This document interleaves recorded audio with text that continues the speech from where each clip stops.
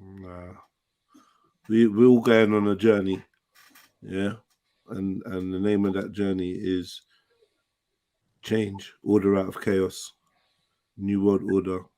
We're watching a controlled demolition, an exposure of the infrastructure, and we're going to see some refurbishment, some rebuilding, some redesigning. The architects are busy, man. Busy. And we stand on the sidelines with our binoculars.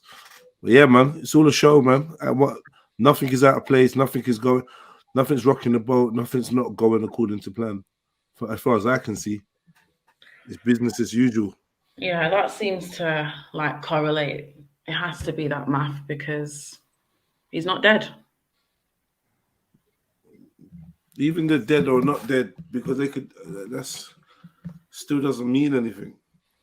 Well, I mean, he ain't like nothing has been said. I mean, kill him before he does expose anything that is not part of the plan. Like what? How? Well, I don't believe that whoever or whatever Kanye West is has the ability to speak outside of the agenda. Otherwise, we wouldn't hear. You're misunderstanding me. If he does speak outside the agenda, we won't hear it. It won't be on TMZ. It won't be viral. It won't have. Hold on. Yeah, that's what I'm saying. I'm agreeing with you. Yeah, it won't have 48,000 fucking plays on this little video alone. Yeah, we got millions of views everywhere. We wouldn't know nothing about it because when real people say real shit and do real shit, that's not meant to be consumed or seen. Then guess what? We never see it. That's it. I can believe so even your own homie, that you follow on your own timeline, you ain't seen that shit. Yeah, I didn't know he was live. Someone just jumped in there saying, "Right, you man are still live streaming." Like it never showed me. I've got notifications on. It never tells me when you lot are live. Someone just said it today. So, I feel like the perspective has to be kept that they show us what they want us to see. And, the thought should always be, why don't we pick our own heroes? Why are we never left to pick our own heroes? How come every one of our heroes, whether they are in entertainment or they're political celebrities, they are pushed by the mainstream? You might think that they're counterculture, but actually they're not. They're not. They're the ones that they keep telling you about. So do you think every person who's risen to like notoriety they must have organically wanted to either make an impact in some way, and then at a certain level you can't progress past that stage without having to make some sort of agreement? You can't make an omelette without cracking some eggs, they say. That's what they say. I think it's one of the most tempting offers that they put on the table for anyone. If you want to make a difference, if you actually want to make a difference, and you're not just gassing, you're not just here for the chitter chat. If you want to see some real change done by your hand in the direction that you choose, then you have the greatest opportunity to do that with us. Because this ain't all. Do you know what I mean? This ain't just all about bad guy shit or rare. It's not broken down like that to you. It's the business. Like, trust me, it's deep. But that's all metaphor for exactly what you thought it was at the beginning. It's a psychological wording that allows you to come to terms and fool yourself, trick yourself into this state of believing that you're doing the right thing for the big G. They say it's the grand architect. I like to say it's the greater good. Really. Once they understand this principle of the greater good, the more charity they do, the more school schemes that they open up. And rare. Yeah. Because that is the way of the gentleman, philanthropy, and that's the way of the brother, the man from the brotherhood and that, the lodges and that. That's what they do. That's what it's about. Charity. Yeah. You get me? Infiltrating society. They're just doing good shit for everyone, but all the good shit they do, bro, it's mad. There's a price to pay. It's not even. Can I ask something? Yeah. Jedi, what would you? Is there anything that's going on globally, like wars or governments, that do not conform to what this globalist agenda No. wants? So you think Iran? Do you know about anything? Do you know anyone? Who do you think? You know, I often ask this question. What world, what country do you think is against the New World Order? Iran. Iran. And why do Russia. you suppose that? Yeah, Ayatollah Khomeini with what he taught and so on. Yeah, 100%. Basically, that agenda there supports the idea of a fair government in which the masses. I mean, actually, let me use Gaddafi because we probably know more about him. So you think the Iranian government is fair? Because I know Iranian people and they don't tell me this.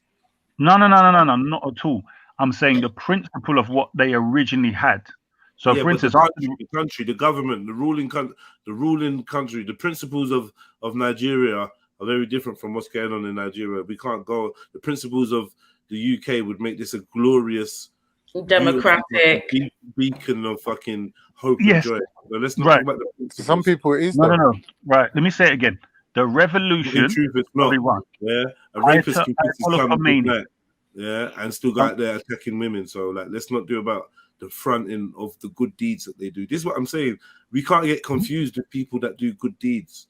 Yeah, the good deed. This is why you get sucked in by all these good deeds and bad deeds. It's about intention. It's about it's deeper than that.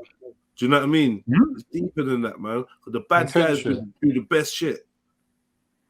The worst guys do the best shit. But what's that got to do with? I'm saying, if the revolution in Iran, what would be the benefit for the global elite when they had the revolution? I'm saying, I understand that afterwards, when you're trying something, even the people that helped you with the revolution might turn against you. So it can all fall down afterwards. What I'm saying is, the actual revolution itself. No, when it happened, that's not the country then. Sorry, unfortunately. What are you saying is right in a way, just because now they're trying to undo it. They have put so much effort in to undo it. They didn't want it in the first place. I'm sorry, you didn't pass the criteria to equate to you being against the system. But they flopped the mission, is basically what you're saying. What you're saying, the Iranian revolution, Iranian government are not against the system, even though they play their role in the pantomime of being a boogeyman or a bad guy. They're not actually on liberation. They're just playing their pantomime. They're playing their role in the world stage. Yeah, of course they're that's now. Well, but now, never, whatever, bro. This is what we're I'm dealing talking about with. the revolution, specifically that. So then let's throw Haiti in there then. Haiti's against the system then, because at some we stage ain't got that video. Hold on. We ain't got that video, bro. Hold on. Bro, what we know about the Haitian revolution, what we doing now? We're gonna pretend. We don't know as much, bro. No, but Jedi, you asked who's against. You didn't say who's against. We're playing a game. Hey, listen. It's too late in the day to just argue for the sake of it. It's not arguing. You asked for who's against. If I asked you which country is against and you said Iran, and I'm saying the government is not against, then in the past is in the past.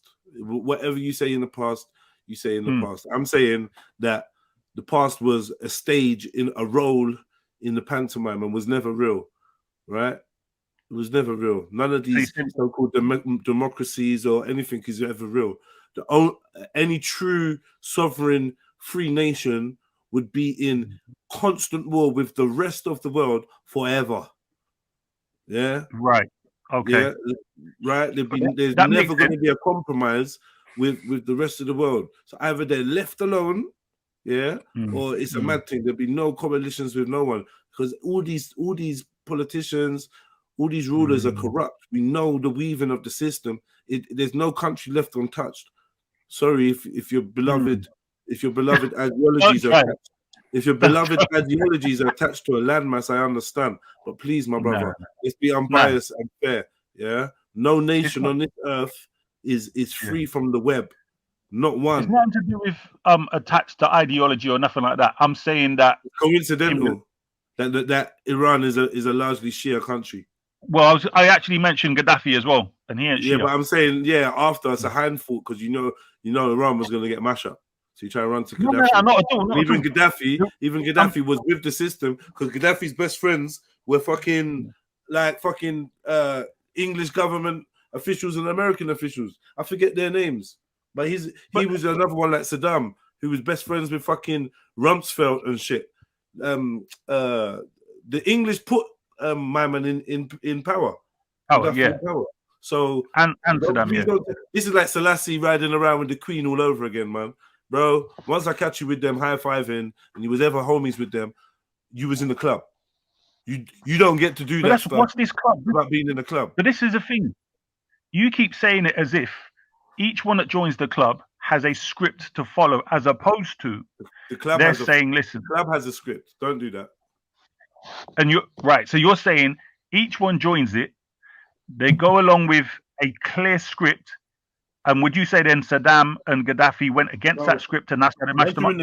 Once they're in the club, you never go outside of the script, no matter what you do. Everything you do is part of the script because you're in the club. It's all club business. You're a company employee now. Everything you do is part of the club. I'm saying when Gaddafi went against him. You're never not a brother. You're never not a member. Yeah? You don't leave. So there's no going rogue. There's no going against your fellow brothers. So why was... It's all Gaddafi and Saddam. So why did they invade Saddam? Why did they mash up Saddam and hang him? Because it's chess. Because this is how they're ruling the world. It's chess. How many Saddams were there? Which Saddam died?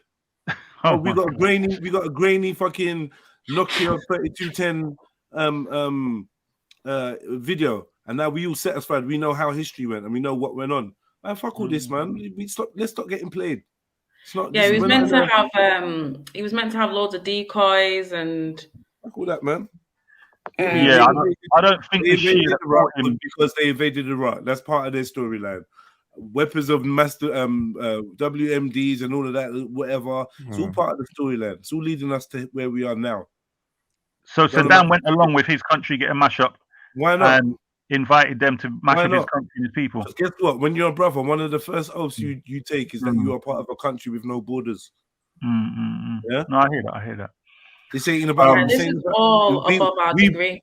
We can't play this game that the leaders love their countries, because from that's like saying, oh, what? So you think Boris Johnson would allow that to happen to English British citizens?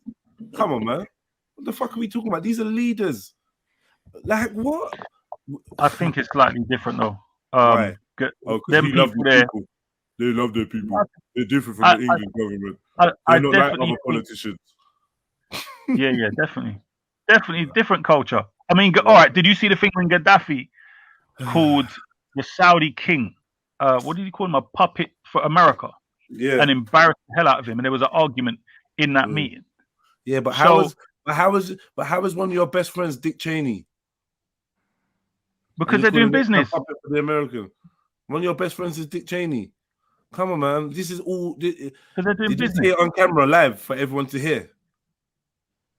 Yeah. What? Yeah, bruv. This was in a meeting, them big halls they got. It's not outside. It's not outside the realms of what's allowed to be said. It's not a problem, man. And then they put something in his backside. You're playing a good role. You're allowed to, man.